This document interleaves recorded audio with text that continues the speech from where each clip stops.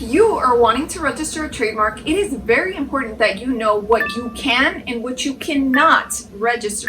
You see, if you submit an application that has something on this list of do not trademark or application will be rejected, then you are wasting time and money. Hey everyone, my name is Marcella Dominguez. I am a business attorney helping you with your online and offline legal needs, and I have been doing this for close to 10 years now. I'm really excited you are watching. So in today's video, I am going to cover 3 very important things that are on the no list. In other words, you should not try and register these things. Otherwise, you run the risk of your application being rejected. Now, if you haven't already, you can file a DIY application using my link at trademarkanything.com. But oftentimes, people feel so confident using this link, thinking they have everything under control, not really knowing all the rules about what not to register. Like I already said, if you register something that is on this list, then you run the risk of rejection. And then you want to take it out on me, but no, that's why I am making this video, so that you are very aware and you are knowledgeable before you submit that trademark application. So make sure you hit the thumbs up down below if at any point during this video I taught you more than you knew before you started watching, because I guarantee you there are lots of golden nuggets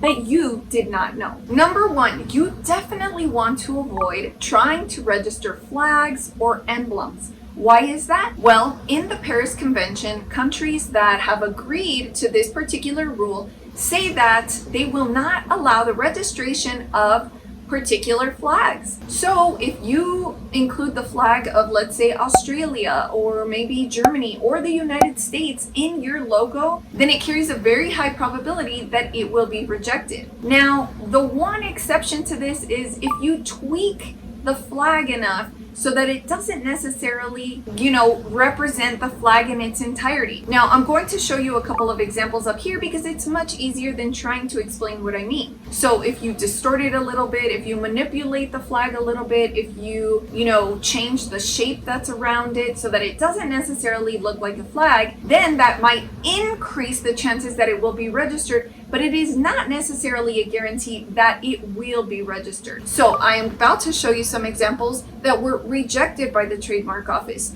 In these examples, you can clearly see that these are flags and they're emblems, and there is no other way to put it except to say that they are inherently flags. Now, I'm going to contrast that with these examples. In these examples, you can see how the designs were tweaked enough so that they don't necessarily look like flags. You can still tell that the colors used and the design could be part of a flag, but the way the logo was created manipulates it enough to where the Trademark Office found it acceptable to be registered as a trademark. So if you're considering using flags and emblems, then it's really important that you consult with a trademark attorney. You can always scroll down and send me an email. It's free to do so. But you want to make sure you consult with a trademark attorney who can help you decipher whether or not your logo or your design might or might not be acceptable to the Trademark Office. Now tell me in the comments down below, what do you think? Do you think that the designs that were registered do deserve a place on the principal register or even on the supplemental register? Or do you think they should have been rejected? Whether it was fair that these were accepted, but these were not. Now, I also want to make it clear that this rule also applies to any other insignia belonging to another country. So not only flags, but coats of arms and other insignia. Number 2, what cannot be trademarked? So if you have a generic term in mind, then please do not consider registering it as a trademark. So I am going to put up a list of generic terms right here, but I want to give you a couple of examples so that you understand exactly where I am coming from and there is no confusion at all. So some descriptive terms can include the word mattress. So back in the day, there was a case revolving around mattress.com. Is mattress a generic word, or is it distinctive enough for the company that wants to register it as a trademark that says that it is basically unique enough, either because of the type of mattresses that they sell or because the public has now become aware that mattress.com belongs to a particular company? What about hotels.com? What do you think? Tell me in the comments below. Should companies be able to register such generic terms like mattress, hotel, cellophane, tissue, and think that it could belong to them? Do you think that they should be able to register those types of words on the principal register? Now, if you're wondering at this point, what do I mean by the principal register? What do I mean by the supplemental register? Then make sure you check out this video right here, because then this video would turn out to be a lot longer than I intended it to be. But I assure you everything you want to know is in that video there regarding principal and supplemental registers. So back to generic terms. Hotels.com, mattresses.com, or mattress.com. You want to make sure that you're not choosing something that sounds so basic. Now, I know this kind of goes against the laws of marketing, because lots of people like to choose domains that are reflective of whatever it is that they sell, whether it's products or services.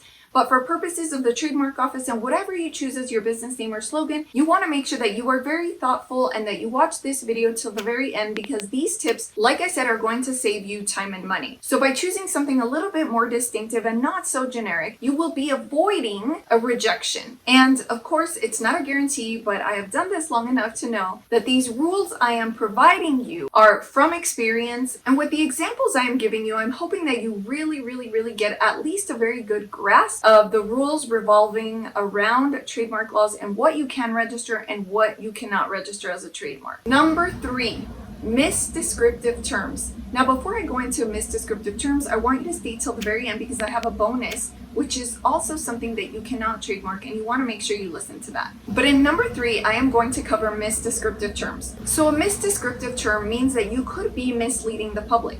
So I am going to give you a real life example. There was a Russian company that decided to trademark the name of their vodka. The name that they had chosen for their vodka basically translated to from Moscow or of Moscow. But in this case, the vodka actually had nothing to do with Moscow. It wasn't produced or manufactured or even sold in Moscow. And so it basically begged the question, why are you labeling it as of Moscow or from Moscow if your product has nothing to do with Moscow? So the USPTO rejected it. Now, I don't want you to be in that same position when it comes to choosing a name that maybe is based on location or color or taste or, the perceived benefits. So you want to make sure that you have somebody on your side to help you choose a name that has better chances of getting registered. Now, I also offer a course on this, so if you want to increase your odds of registering a trademark, make sure you scroll down into the description below. And stay tuned for number 4, which is a bonus.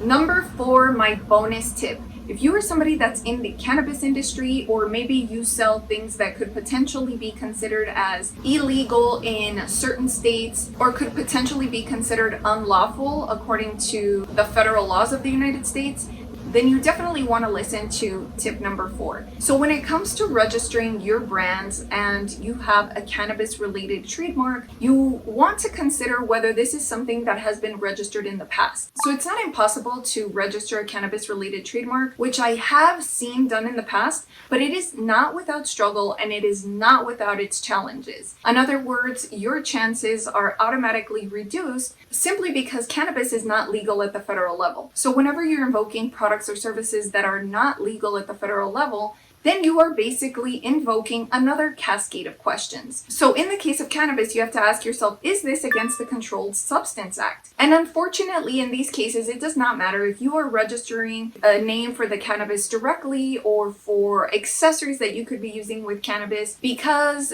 whenever it's linked to cannabis and because cannabis, like I said, is not legal at the federal level, you could be facing a lot more issues than if you just chose something completely unrelated to cannabis. Now, you might have better luck trying at your state levels. So if in your state it is legal to, use cannabis, buy cannabis, then you could potentially have better chances registering at the state level. Lots of times the registration of a trademark when it relates to the cannabis industry or anything else that's similar in nature could definitely rely on strategies. You want to make sure that it's something that has a higher likelihood of getting registered than not.